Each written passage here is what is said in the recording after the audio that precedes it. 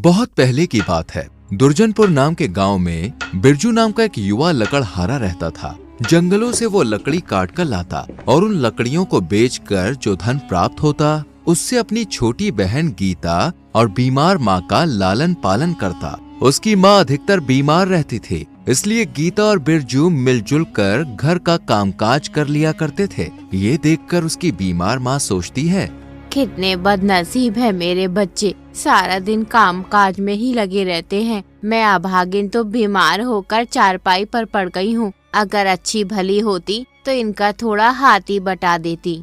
एक दिन जब बिरजू जंगल से लकड़ी काटकर घर वापस लौटा तब उसकी बहन ने कहा, भैया, माँ की तबीयत अचानक बहुत बिगड़ गई है। ये सुनकर बिरजू झट से झोपड़ी के अंदर पहुंचा, जहां उसकी बीमार माँ करहा रही थी। बिरजू ने कहा, माँ देखो, मैं आ गया हूँ। मेरे बच्चों, लगता है मेरा अंतिम समय आ गया है।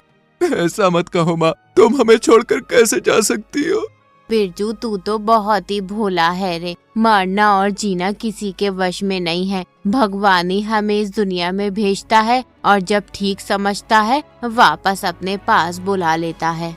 नहीं माँ, नहीं, मैं तुम्हें नहीं मरने दूंगा। बेटा, मेरे सिर पर हाथ रखकर वचन दो कि तुम अपनी बहन को इसी तरह प्यार करते रहोगे और मेरे बाद सदा इसका ध्यान रखोगे, इससे कभी दुखी नहीं होने दोगे। मैं वचन देता हूँ माँ। बस अब मैं चैन से मर सकूंगी। इतना कहकर बिरजू की माँ की गर्दन एक और लुढ़क गई। गीता और बिरजू रो रो कर विलाप करने लगे। उनका तो मानो सारा संसार ही उजड़ गया था। उन्हें प्यार करने वाली माँ उनसे दूर जो चली गई थी। बिरजू ने बड़े ही दुखी हृदय से माँ का अंतिम संस्कार किया। माँ की मृत्यु के बाद बिरजू उदास सा झोपड़ी में ही पड़ा रहता। वो जंगल में लकड़ी काटने भी नहीं जाता था। उसकी ये दिशा देखकर एक दिन गीता ने उससे कहा, भैया, ऐसे कब तक चलेगा? माँ तो छोड़कर चली गई। तुम्हें भी अगर कुछ हो गया तो इस दुनिया में मेरा कौन है? भैया, तुम्हें मेरी कसम, जंगल में लकड़ी काटने ना जाओ तो कम से कम घर से बाहर निकलो, थोड़ा मन बहलेगा। ठीक है गीता, अगर तुम्हारी यही इच्छा है तो मैं लकड़ी काटने जंगल जरूर जाऊंगा। उदास मन से बिरजू ने कुल्हाड़ी उठाई और जंगल की ओर चल पड़ा। एक दिन शाम को थका हारा बिरजू जब घर वापस लौटा तो बोला, गीता, आज तो मैं बहुत ही थक गया हूँ। ये कहकर बिरजू बिना हाथ मुंह धोए ही चारपाई पर बैठ गया। भैया, मेरी बात सुनो, अब तुम्हें विवाह कर लेना चाहिए। गीता, ये तुम क्या कह रही हो? भैया, जब तुम शाम को थके हारे घर वापस आया करोगे तो भाभी तुम्हारे पैर दबाया करेंगी। वो हम दोनों की खूब देखभाल भी करेंगी। गीता, तुम्हारा सुझाव तो बहुत अच्छा है, परंतु हम ठहरे गरीब, भला कौन अपनी बेटी का ब्याह मुझ जैसे गरीब लकड़हारे के साथ करेगा? ये तो दिन में सपना देखने जैसा है। भला ये भी कोई बात हुई? क्या गरीबों का विवाह नहीं होता? मैंने ऐसा कब कहा? गरीबों का भी विवाह होता है। तब तुम्हें भी अपना ब्याह करना ही होगा। यही मेरी जिद है भैया। अच्छा ठीक है मेरी बहना, जैसे ही कोई योग्य लड़की मुझे दिखाई देगी मैं उसके साथ ब्याह कर लूंगा। इस घटना के दूसरे ही दिन की बात है। बिरजू लकड़ी काटने जंगल गया था, तभी उसे किसी के रोने की आवाज सुनाई थी। ये आवाज सुनकर बिरजू चौंक गया और सोचने लगा, ये तो किसी औरत के रोने की आवाज है। अनुमान लगाकर वो उस दिशा में बढ़ा जिधर से आवाज आ रही थी। कुछ दूर जाने पर ही नदी के तट पर उसे एक युवती बैठी हुई दिखाई थी जो लगातार रो रही थी। बिरजू उस लड़की के पास पहुंचा और बोला, युवती, तुम कौन हो और इस वीरान जंगल में बैठकर क्यों रो रही हो? लड़की सिसकते हुए बोली, मैं बहुत ही अभागिन हूँ। मेरा सब कुछ इस जंगल में लुट गया। तुम्हारे साथ जो भी दुर्घटना घटी है मुझे विस्तार से बताओ, शायद मैं तुम्हारी कुछ सहायता कर सकूं। मेरा नाम राधा है। मैं अपने माता पिता और भाई के साथ इस जंगल से गुजर रही थी। मेरे भाई ने इस नदी में नहाने की जिद की। उसकी जिद के आगे मेरे माता पिता ने उसे नदी में नहाने की अनुमति दे दी। जैसे ही मेरा भाई नदी में उतरा वो डूबने लगा। मेरे माता पिता उसे बचाने के लिए नदी में उतरे, लेकिन उनका भी वही हाल हुआ। मेरी आंखों के सामने ही मेरे माता पिता और भाई तीनों इस नदी में डूबकर मर गए। ओह, ये तो तुम्हारे साथ बहुत बड़ा अनर्थ हो गया। अब इस दुनिया में मेरा कोई नहीं है। समझ नहीं आ रहा कि कहाँ जाऊँ, किसके पास जाऊँ। बिरजू सोचने लगा, ये युवती अनाथ है, सुंदर भी है और दुखियारी भी। यदि मैं इसके सामने विवाह का प्रस्ताव रखूं तो कैसा रहेगा? ये सोचकर उसने झिझकते हुए कहा, राधा, अगर तुम चाहो तो मेरे साथ मेरे घर चल सकती हो। लेकिन लोग क्या कहेंगे? एक जवान लड़की इस प्रकार किसी जवान लड़की के घर में कैसे रह सकती है? तो तुम मुझसे विवाह कर लो और फिर आराम से मेरे घर की मालकिन बनकर मेरे साथ रह सकती हो। क्या तुम्हें मेरा प्रस्ताव स्वीकार है? राधा ने कुछ पल सोचा और फिर स्वीकृति दे दी। तब बिरजू राधा को अपने घर ले आया। जैसे ही गीता ने उन्हें देखा वो बोली, भैया ये कौन है? गीता, ये तुम्हारी होने वाली भाभी है। इसका नाम राधा है। तुमने कल ही भाभी की मांग की थी और आज मैं तुम्हारे लिए भाभी ले आया। ओ भैया, तुम तो बड़े ही अच्छे हो। अगले दिन राधा और बिरजू का विवाह हो गया। जो भी राधा को देखता वो बिरजू के भाग्य की सराहना करता। बिरजू बहुत ही सौभाग्यशाली है जो उसे इतनी सुंदर और सुशील पत्नी मिली है। सच कहती हो बहन? अब बिरजू अपने छोटे से परिवार के साथ बहुत ही खुश था। वो सोचता कितना मेल है नंद और भाभी में। भगवान ये मेल हमेशा बनाए रखना। लेकिन नियति को शायद कुछ और ही मंजूर था। एक दिन राधा ने बिरजू से रात को सोते हुए कहा, गीता अब जवान हो गई है, क्या उसके विवाह के बारे में नहीं सोचोगे? राधा, गीता का विवाह तो करना ही है, पर वो मुझे जान से भी ज्यादा प्यारी है। मैं उसे अपने से दूर नहीं कर सकता। मतलब ये कि मैं चाहता हूँ कि गीता का विवाह करने के बाद हम उसके पति को भी अपने ही पास रख लें। तो क्या उसे घर जमाई बनाओगे? और नहीं तो क्या। बिरजू की ये बात सुनकर राधा चकित रह गई। अब उसके मन में गीता के प्रति हीन भावना उत्पन्न होने लगी। एक दिन जब गीता पानी भरकर ला रही थी, उसने देखा कि उसकी भाभी किसी औरत से गुप्त बातें कर रही थी। गीता सोचने लगी, ओह, भाभी के पास कमला मौसी बैठी हुई है। मौसी तो लड़ाई झगड़े करवाने के लिए प्रसिद्ध है। जरूर भाभी को कुछ सिखा पढ़ा रही होंगी। ये सोचकर गीता चुपके से झोपड़ी के द्वार के पास जाकर खड़ी हो गई। अंदर बैठी कमला मौसी राधा से पूछ रही थी, अरे बहू, कैसे दिन गुजर रहे हैं? मजे में तो हो?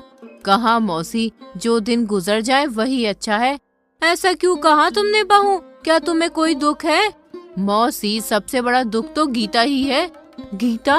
वो कैसे? मौसी, उसने मेरे जीवन में जहर घोल दिया है। मेरे पति दिन रात बस उसी की चिंता में लगे रहते हैं। गीता तो मुझे बर्बाद करने में तुली हुई है। पता नहीं वो कब पराए घर जाएगी। अरे ये तो बड़ा अन्याय है। और क्या मौसी, गीता बड़ी हो गई है। अब तो उसका विवाह कर देना चाहिए ताकि वो विदा होकर अपने घर चली जाए। लेकिन मेरा ऐसा भाग्य कहाँ। गीता तो पत्थर बनकर हमेशा मेरी छाती पर ही रखी रहेगी। राधा की ये सारी बातें झोपड़ी के बाहर खड़ी गीता के हृदय में तीर की तरह चुभ रही थी। उसका कलेजा कांप उठा। वो सोचने लगी, तो भाभी मुझे छाती पर रखा हुआ पत्थर समझती हैं? दुख के कारण वो जड़ से खड़ी रह गई। इसी अवस्था में जो घड़ा उसने पकड़ रखा था वो छूट गया और धड़ाम की आवाज के साथ फूट गया। घड़े के टूटने की आवाज सुनकर राधा चौंक गई और बोली, कौन है बाहर? और कोई नहीं भाभी, बाहर मैं हूँ, तुम्हारे जी का जंजाल। ये क्या कहती हो गीता? भला तुम मेरे जी का जंजाल कैसे हो सकती हो? तुम तो मेरी प्यारी नंद हो।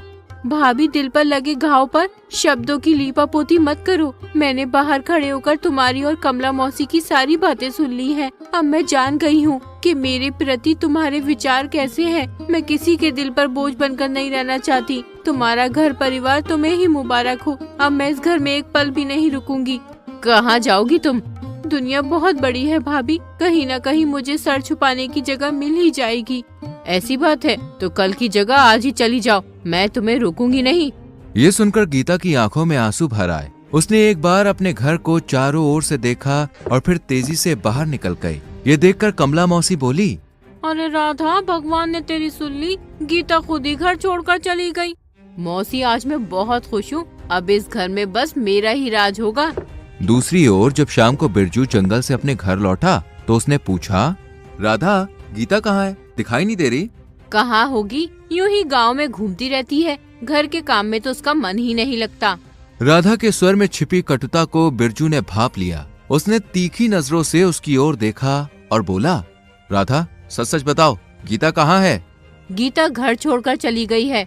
लेकिन क्यों? तब राधा ने बिरजू को पूरी घटना बता दी। सारी बातें सुनकर बिरजू की आंखों में क्रोध और घृणा भर आई। उसने कहा, राधा, तूने मेरी भोली भाली बहन को घर से निकाला है। तू बहुत ही बड़ी एहसान फरामोश है। ऐसा करके तूने मेरी स्वर्गीय माँ की आत्मा को बहुत दुख पहुंचाया है। अब संभाल अपना घर, मैं गीता को ढूंढने जा रहा हूँ। और सुन, अब मैं लौटूंगा तो उसे साथ लेकर ही लौटूंगा, वरना कभी तेरा मुंह नहीं देखूंगा। इतना कहकर बिरजू अपनी बहन की खोज में निकल पड़ा। उधर गीता चलते चलते घने वन में पहुंच गए। वहां उसे एक आश्रम दिखाई दिया। अचानक उसका सर चकराया और वो जमीन पर गिरकर बेहोश हो गई। कुछ देर के बाद जब उसे होश आया तो उसने देखा कि उसके सामने एक बाबा बैठे थे। मैं कहाँ पर हूँ? बेटी, इस समय तुम इंद्र मुनि ऋषि के आश्रम में हो। मैं यहाँ पर कैसे आ गई ऋषिवर? बेटी, तुम हमारी कुटिया के बाहर बेहोश होकर गिर पड़ी थी। हम तुम्हें उठाकर यहाँ ले आए। ऋषिवर, आप मुझे यहाँ क्यों ले आए? मुझे जंगली जानवरों के भरोसे ही छोड़ दिया होता। क्या कहती हो बेटी? तुम्हें मरने के लिए जंगली जानवरों के भरोसे पर छोड़ देता? ऋषिवर, अब मेरे जीवन में रखा ही क्या है? मुझे जीने की कोई लालसा नहीं है। बेटी, लगता है तू दुखों से घिरी हुई है। मुझे अपनी राम कहानी सुनाओ ताकि मैं उसे जानकर समझ सकूं कि तुम्हारे मन में जीवन के प्रति अरुचि क्यों उत्पन्न हो गई है। गीता ने इंद्र मुनि ऋषि को अपने विषय में सारी बातें विस्तार पूर्वक बता दी। गीता की बातें सुनने के पश्चात इंद्र मुनि ऋषि ने कहा, बेटी, तुम्हारी भाभी राधा ने तुम्हारे साथ बहुत ही अन्याय किया है, परंतु इसका यह अर्थ नहीं है कि तुम अपने जीवन में आई कठिनाइयों से हार मान लो। तो आप ही बताइए ऋषिवर, इस विशाल दुनिया में मैं कहाँ जाऊँ? बेटी, तुम्हें कहीं जाने की आवश्यकता नहीं है। आज से तुम मेरी बेटी बनकर इस कुटिया में ही रहोगी। ऋषिवर, आप कितने अच्छे हैं। इधर गीता की खोज में बिरजू गांव गांव और वन वन भटक रहा था। एक दिन जब गीता सरोवर में पानी भरने जा रही थी, तभी उसे किसी की आवाज सुनाई थी। गीता, ओ गीता! गीता ने तत्काल ही पलटकर पीछे देखा। भैया, तुम? गीता, मैंने तुम्हें कहाँ नहीं ढूंढा। तू मुझे छोड़कर क्यों चली गई? भैया, राधा भाभी का घर है, मेरा नहीं। ईश्वर ने मुझसे मेरे माता पिता को छीन लिया और भाभी ने मेरा सगा भाई भी। अब इस संसार में ईश्वर के सिवाय मेरा कोई नहीं है। तुम घर वापस लौट जाओ भैया, मैं इस वन में रहकर ही अपना शेष जीवन बिताऊंगी। गीता, इतनी जिद मत करो, मेरा कहा मानो और घर वापस चलो। नहीं भैया, मैं किसी भी सूरत में घर वापस नहीं जाऊंगी। तो मेरी भी बात सुन लो गीता, मैंने माँ को वचन दिया था कि तुम्हारी रक्षा करूंगा। अगर तुम घर नहीं लौट रही हो तो मैं भी वापस नहीं जाऊंगा। मैं भी तुम्हारे साथ इसी वन में रहूंगा। भैया, जैसी तुम्हारी मर्जी हो वैसा करो, मुझे इन बातों से कोई फर्क नहीं पड़ता। गीता बिरजू को साथ लेकर कुटिया में वापस आ गई। उसने बिरजू का परिचय इंद्र मुनि ऋषि से करवाया।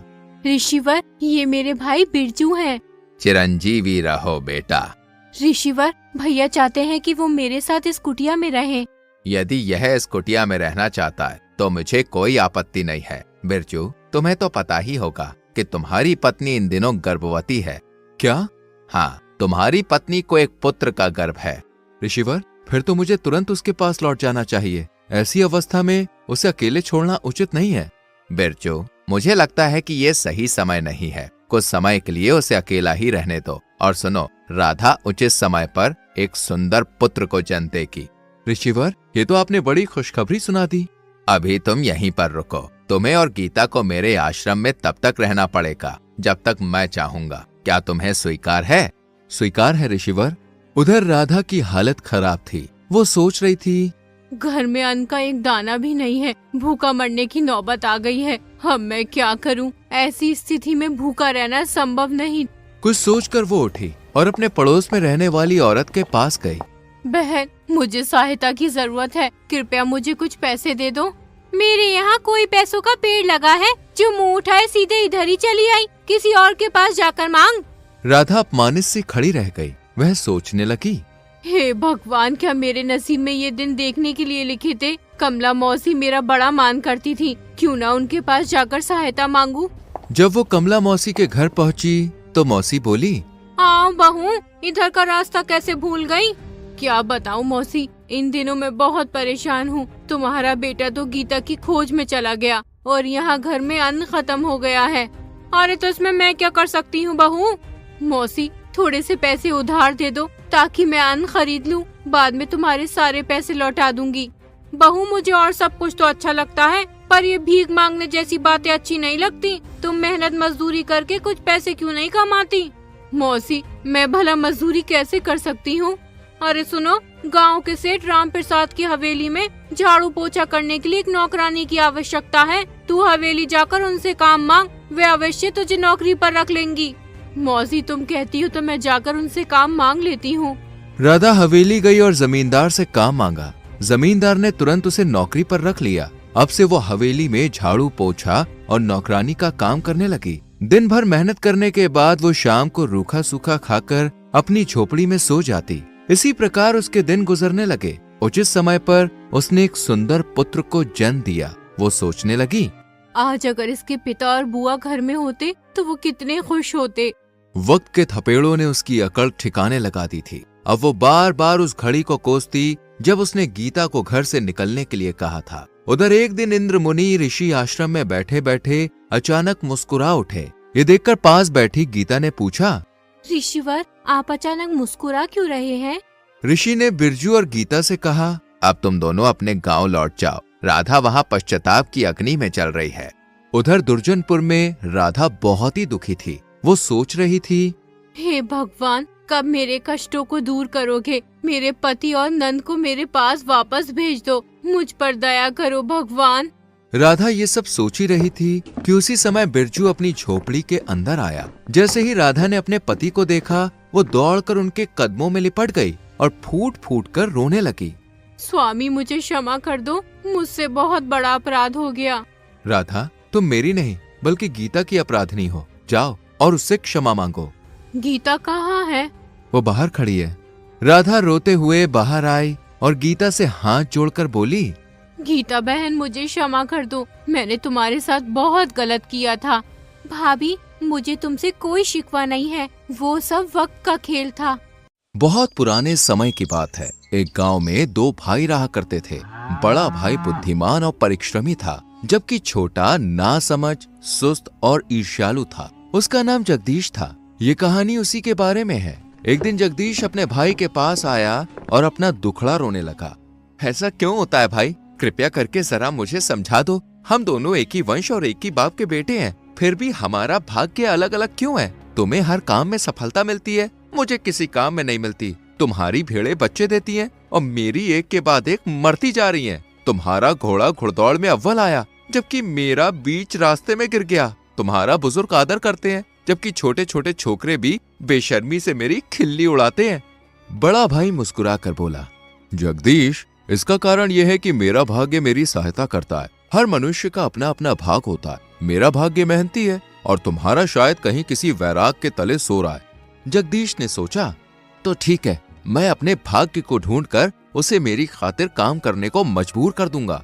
वो उसी दिन अपने भाग्य की खोज में निकल पड़ा। वो चलता रहा और बहुत दूर जा पहुंचा। अचानक एक चट्टान के पीछे से एक शेर निकला और उसका रास्ता रोककर खड़ा हो गया। जगदीश भयभीत हो उठा, लेकिन भागकर वो जा भी कहां सकता था। तू कौन है? हे जंगल के राजा, मेरा नाम जगदीश है। ठीक है, पर तू जा कहां रहा है? अपने भाग्य को खोजने। तो फिर मेरी बात सुनो, जब तुम अपने भाग्य को ढूंढ लोगे तो उससे पूछना कि मैं क्या करूं जिससे मेरे पेट का दर्द ठीक हो जाए। किसी जड़ी बूटी से फायदा नहीं हो रहा। मैं परेशान हो गया हूं, किसी काम का नहीं रहा। मेरा काम करने का वचन देगा तो मैं तुझे नहीं खाऊंगा, वरना इसी वक्त चबा जाऊंगा।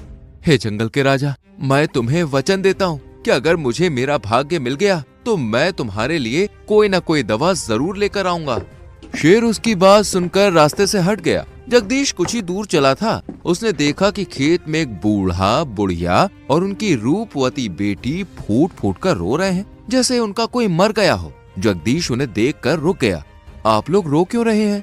बेटा, हम पर भारी मुसीबत आ गई है। हमने 5 साल पहले ये खेत खरीदा था और इसकी कीमत अपना सब कुछ देकर चुकाई थी। हम कमर तोड़ मेहनत करके इस जमीन पर खेती करते हैं, जैसे माँ बच्चे को संभाला करती है, पर अभी तक एक बार भी फसल नहीं उठा पाए हैं। अंकुर खूब घने निकलते हैं, वसंत में खेत हरा भरा हो जाता है, पर बीच गर्मी में हम कितना भी पानी क्यों न दे, पौधे मुरझाने लगते हैं और जड़ तक सूख जाती है। इस प्रकोप का क्या कारण है, कोई नहीं बता पाता। हम मर जाएंगे। भले आदमी हमारा भाग्य है ही नहीं। माताजी, मेरा भाग्य है, पर वो किसी घने वैराग के तले सो रहा है। मैं उसे ढूंढने जा रहा हूँ। बेटा, तुम्हारा बाल भी बाका ना हो, सफलता तुम्हारे कदम चूमे। अगर तुम्हें अपना भाग्य मिल गया तो कृपा करके उससे पूछना क्या उसे हमारी फसल बर्बाद होने का कारण मालूम है? हम हमेशा तुम्हारे आभारी रहेंगे। माताजी, मैं आपको वचन देता हूँ, अगर मुझे भाग्य मिल गया तो जरूर पूछूंगा कि आप लोगों की फसल क्यों खराब होती है। इतना बोलकर जगदीश आगे चल पड़ा और बहुत दिनों बाद वो एक बड़े शहर में पहुंचा जो कि राजा सूर्य प्रताप की राजधानी था। वो कुछ ही दूर चला था कि उस पर सिपाही टूट पड़े और उसे पकड़कर राजा के महल में ले गए। वो मन ही मन सोचने लगा कि उसका क्या कसूर है और वो बुरी से बुरी सजा की प्रतीक्षा करने लगा, किंतु राजा ने उसका स्वागत मुस्कान और स्नेहपूर्ण शब्दों से किया। तुम हमारे मेहमान बनो परदेसी, और बताओ कि तुम कौन हो और कहाँ जा रहे हो। महाराज, मेरा नाम जगदीश है और मैं अपने भाग्य की तलाश में घर से निकला हूँ। मुझसे डरो मत, मैं तुमसे अपने दास की तरह नहीं, मित्र की तरह बात कर रहा हूँ। मुझे तुमसे एक विनती करनी है। तुम्हें जब अपना भाग्य मिल जाए तो उससे पूछना कि मैं इतना विशाल और शक्तिशाली राजधानी का राजा होते हुए भी अपने सोने के महल में खुश क्यों नहीं हूँ और तड़पता रहता हूँ। उत्तर चाहे जैसा भी क्यों ना हो, मैं तुम्हें खुले दिल से इनाम दूंगा। जगदीश राजा को वचन देकर सफर पर निकल पड़ा। वो 3 वर्ष तक यात्रा करता रहा। अंत में वो एक बहुत बड़े पर्वत के पास पहुंचा और देखा कि एक बड़ी सी चट्टान के नीचे मनुष्य से मिलता जुलता कोई प्राणी नंगे पैर, बाल बिखरे, गहरी नींद में सो रहा है। जगदीश ने सोचा, क्या सचमुच यही मेरा भाग्य है? और उस आदमी को जगाने लगा। उठो, आंखें खोलो, काम का वक्त हो गया है। मेरे भाई का भाग्य तो वहाँ उसके लिए कमर तोड़ मेहनत कर रहा है। क्या तुम मेरी सहायता नहीं करना चाहते? आंखें खोलो और जल्दी से उठो। वो काफी देर तक चिल्लाता रहा। अंत में भाग्य उठा और बोला, जगदीश, तुम बेकार में भटकते फिर रहे हो। भाग्य तो तुम्हारे भाई जैसे बुद्धिमानों और परिश्रमियों की सहायता करता है, और तुम्हारे जैसे मूर्खों और कामचोरों के तो वो किसी भी काम का नहीं होता। लेकिन अब तुम मेरे पास आ ही पहुंचे हो, तो बैठो और बताओ कि तुमने यहाँ का रास्ता कैसे खोजा, क्या क्या देखा, किस किस से मिले, उनसे क्या क्या बातें हुई, और तुम्हें मुझसे क्या चाहिए। जगदीश अपना किस्सा सुनाने लगा और भाग्य उसकी बातें सुनता रहा। उसकी पूरी बातें सुनकर उसने उसे समझाया। जगदीश, तुम्हारे किस्से सुनकर मैं इस निर्णय पर पहुंचा हूं कि तुम में बुराइयां बहुत हैं, पर साथ ही कुछ अच्छाइयां भी हैं। तुम्हारी अच्छाइयों के लिए ही मैं तुम्हें इनाम देना चाहता हूँ। अब घर जाओ, तुम्हारा भाग्य उदय होने वाला है। हर किसी को ऐसा सुख नहीं मिलता, लेकिन देखो कहीं अपनी नासमझी के कारण चूक मत जाना। जगदीश भाग्य की बात मानकर उसी रास्ते पर चल पड़ा जिससे वो आया था। वो राजधानी में पहुंचकर राजा के सामने हाजिर हुआ और बोला, महाराज, मेरे भाग्य ने आपके दुख का कारण बता दिया। आप इस राजधानी पर राज कर रहे हो और सब आपको पुरुष मानकर आपको राजा कहकर पुकारते हैं, जबकि वास्तव में आप स्त्री हो। आपके लिए ये रहस्य छुपाए रखना मुश्किल है और सेना संचालन करना, शासन चलाना अकेले आपके बस का काम नहीं है। आप कोई योग्य पति चुन लो, फिर सुखी से रहने लगोगे। तुम्हारे भाग्य ने बिल्कुल सच कहा जगदीश। राजा ने अपनी बहुमूल्य टोपी उतार दी। जगदीश ने देखा कि उसके सामने पूनम के चांद से सुंदर लड़की खड़ी है। रानी रूपी युवती शर्म से लाल होकर बोली, मेरा रहस्य जानने वाले तुम पहले बाकी नौजवान हो। तुम ही मेरे पति और मेरी राजधानी के राजा बन जाओ। नहीं नहीं, मैं राजा नहीं बनना चाहता। मेरे भाग्य का उदय होने वाला है। इतना बोलकर जगदीश वहाँ से चल दिया। कुछ दूर चलने के बाद उसे वही बूढ़े, बुढ़िया और उनकी रूपवती बेटी मिले। उसे देखकर बुढ़िया बोली, हमारे लिए क्या खबर लाए हो बेटा? माताजी, आपके लिए खबर ये है कि जिस जगह आपका खेत है, वहाँ एक धनी आदमी ने विदेशियों की लूट मार से डरकर सोने से भरे बड़े बड़े 40 घड़े गाड़ दिए थे। इसलिए आपकी जमीन पर कोई फसल नहीं उगती। आप सोना खोद कर निकाल लीजिए, जिससे आपकी मिट्टी फिर से उपजाऊ हो जाएगी। फिर आप इस इलाके में सबसे ज्यादा धनी हो जाओगे। बेटा, तुमने हम सबको सुखी कर दिया। तुम हमारे साथ रह जाओ और सोना खोदने में हमारी मदद करो। आधा खजाना तुम ले लो और हमारी बेटी से शादी कर लो। तुम मेरे बेटे और दामाद बन जाओ। नहीं नहीं माताजी, मुझे जल्दी से घर जाना है क्योंकि मेरे भाग्य का उदय होने वाला है। इतना बोलकर जगदीश आगे चल दिया। वो चलता रहा और एक चट्टान देखकर उस पर बैठ गया और सोचने लगा, मेरी यात्रा का अंत होने वाला है, पर मेरा भाग्योदय कब होगा? वो बैठकर सोच ही रहा था कि देखा उसके सामने शेर खड़ा है। क्यों जगदीश, मेरे लिए दवा ले आए? हे जंगल के राजा, दवा तो मैं नहीं लाया, पर आपकी बीमारी से पिंड छुड़ाने का एक तरीका लाया हूँ। आप दुनिया के सबसे मूर्ख आदमी का दिमाग खा लो, फौरन ठीक हो जाओगे। धन्यवाद मेरे दोस्त, मैं अब ऐसे ही बेवकूफ को खोजूंगा। अच्छा ये बताओ, तुम सफर में कैसे कैसे लोगों से मिले, उनसे क्या क्या बातें की? जब तक नहीं बताओगे मैं तुम्हें जाने नहीं दूंगा। जगदीश ने उस बूढ़े वैराग के तले अपने भाग्य के साथ हुई बातचीत, राजा रूपी युवती और बूढ़े बुढ़िया व उनकी रूपवती बेटी के बारे में बता दिया। ये सुनकर शेर की आंखें चमक उठी। वो बोला, कितना मूर्ख है तू जगदीश, सुखी होने का इतना अच्छा मौका तुझे मिला था पर तूने उसे छोड़ दिया। तूने राज और सम्मान को ठुकरा दिया, धन और समृद्धि को ठुकरा दिया, तूने 2 सुंदर युवतियों को ठुकरा दिया। अगर मैं दुनिया के 3 चक्कर लगाऊं तो भी मुझे तुझसे ज्यादा मूर्ख किसी हालत में नहीं मिलेगा। तेरे दिमाग से ही मेरा पेट ठीक होगा।